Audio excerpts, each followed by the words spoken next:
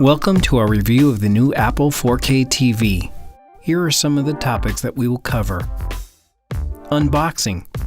We will show you what the Apple TV comes with and the additional items you may need to purchase. Setup. We show you how to hook it up to your TV and the initial settings you must complete to get the Apple TV up and running. We will also show you how the Siri remote works and how you can control your Apple TV with your iPhone or Apple Watch. Tour. We will show you the many things that the Apple TV can do, including the ability to play back stunning 4K HDR movies. HDR versus SDR. We will explain what HDR is, and final thoughts. We will summarize our findings and make a recommendation. So let's get started. Part 1. Unboxing. On the back of the packaging, you will notice that we are testing the 32GB version. The Apple TV also comes in a 64GB version. We recommend purchasing the 64GB version if you play a lot of games, use a lot of apps, and watch a lot of shows and movies at a time. Although because it's a streaming device, the 32GB version will be fine for most users. The Apple TV itself is pretty small, 1.4 inches high, 3.9 inches wide, and 3.9 inches deep. But don't let its size fool you. It's powered by a very peppy A10X Fusion chip, which delivers 2 times the CPU performance and 4 times the graphic performance of its predecessor. It has 3 ports in the back for the power supply, HDMI connection, and Ethernet port for connecting directly to a broadband modem. It includes a power cord and a Lightning to USB cable for charging the remote with a computer or with an optional USB wall plug adapter. It also comes with a rechargeable Siri remote, which we will go over in more detail later. Your Siri remote should run for a month or more with normal use before requiring charging. And of course, the usual documents and stickers. By the way, every Apple TV comes with a 1-year limited warranty and 90 days of complimentary telephone technical support. There are a few items that it does not come with, but will require depending on your setup. A HDTV, a 4K TV, or, as we recommend, a 4K HDR TV that supports HDR10 or Dolby Vision. We will discuss the benefits of HDR a little later. You will also need an HDMI 2.0 or later cable, and wireless Ethernet network or broadband internet access. If you are not using wireless, you will need an Ethernet cable for plugging directly into a broadband modem. Part 2. Setup. Hook up your power cable to your Apple TV and then connect the other end to a power outlet. If you want to connect to the internet using Ethernet, connect your Apple TV to your router with an Ethernet cable. If you want to connect to the internet using wireless, Wi-Fi setup comes later, and you don't need an Ethernet cable. With an HDMI cable, plug your Apple TV directly into your television. Turn on your television, and with your TV's remote, select the input that you plugged your Apple TV's HDMI cable into. You should see the Apple TV setup screen. Before we go further into setup, let's go over the Siri remote. It has a glass touch surface, trackpad, for moving right, left, up, or down. It can also be pushed or clicked to make a selection. The play-pause button is self-explanatory. When watching a movie or show, you can fast forward by holding down the right side of the touch surface. To rewind, hold down the left side of the touch surface. The menu button allows you to return to the previous screen. Hold the Siri button to speak commands. A few command examples include: find Will Ferrell movies, find the series finale of This Is Us, play Harry Potter, find HDR movies, find action movies, While playing a movie, you can tell Siri commands like, skip ahead 2 minutes.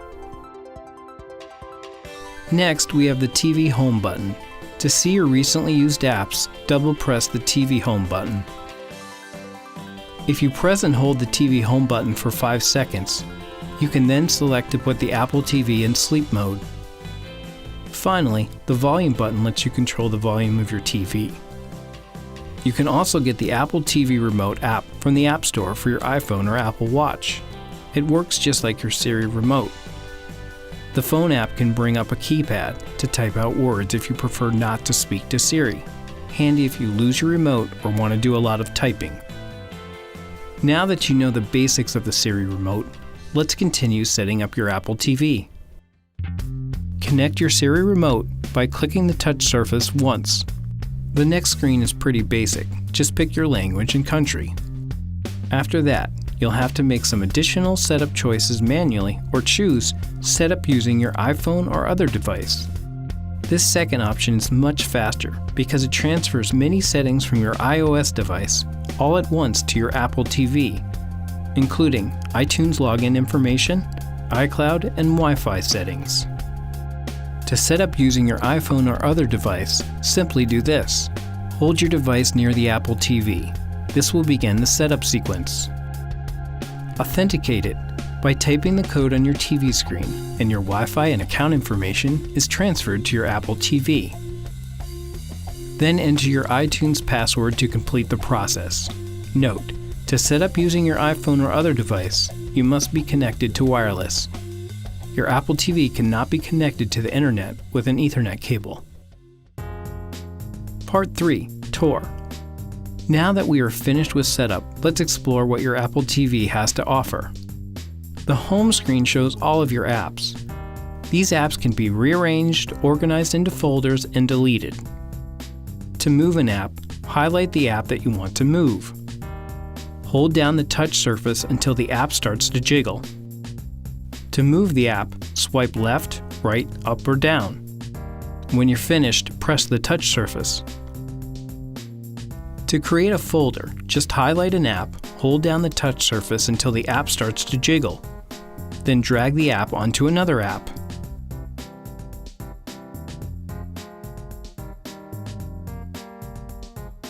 To rename a folder, select it, then update the title using the keyboard. To delete an app, just highlight the app and hold down the touch surface until the app starts to jiggle. Then press the play/pause button and choose delete.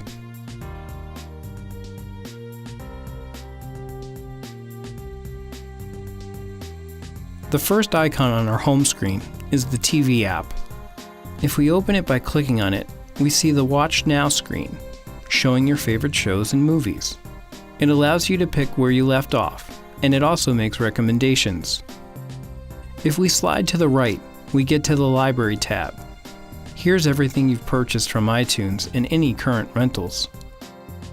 The Store tab shows available subscription services from more than 60 providers, like Hulu, Showtime, and CBS.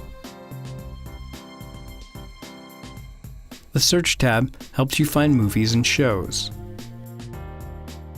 If we hit the menu button to return back to the home screen, we can slide over and click on the App Store.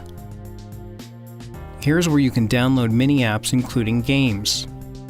You can use your Siri remote as a game controller, or you can purchase a wireless Bluetooth controller. You can also find entertainment apps like Netflix and YouTube.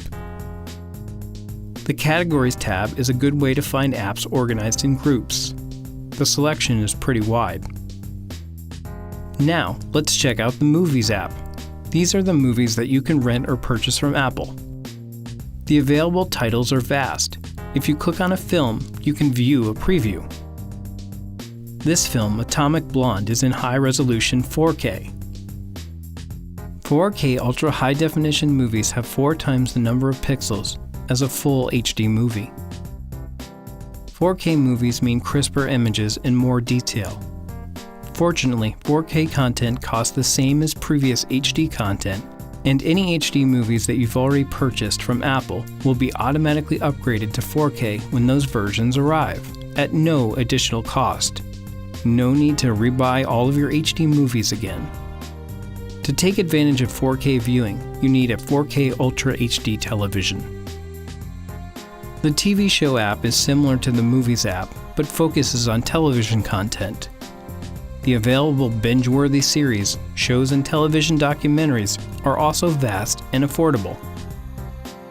Now we will check out the Music app. This is where you can find your Apple Music library. The Photos app lets you view your photos, which look pretty impressive on a 4K TV. The Podcast app is for listening to your favorite audio shows on your TV. You can also see that we've already downloaded a bunch of other apps including Hulu, Netflix, Vimeo, YouTube, and HBO Go. The Netflix app is another place to find a lot of great 4K content if you own an Ultra HD TV. Part 4. HDR versus SDR playback. Let's go back and check out another film available in the Movie app. This one is called Logan, and I have already purchased it. It is a 4K HDR movie. So what is HDR? HDR stands for High Dynamic Range. Apple TV has the ability to play back HDR movies or shows. To take advantage of this new technology, you will need a 4K TV that is HDR10 or Dolby Vision ready. Dolby Vision and HDR10 are two of the most popular flavors of HDR, and the Apple TV can play both. So how does HDR content improve your viewing experience? HDR video has two benefits over standard dynamic range playback, or SDR. This includes greater details in the shadows and highlights of the image, as simulated in this photo. You also get improved color with HDR video. HDR can display more than 1 billion colors. Older 4K SDR TVs could only display millions of colors. Part 5. Final thoughts. Some people have complained about the price of the Apple TV compared to its competitors. But with Apple, you get what you paid for, including iTunes, the App Store, a super fast A10X processor, a large selection of HDR 4K movies, TV shows, a photo gallery, and a slick and easy-to-use interface. For those reasons, we highly recommend it. And don't worry, if you don't have a 4K HDR TV today, content will still look great playing from the Apple 4K TV on an HD set or an SDR 4K TV. Check out some of the recommended products that pair well with the Apple TV in the description below. And please subscribe to our channel if you found this content helpful. Thanks for watching.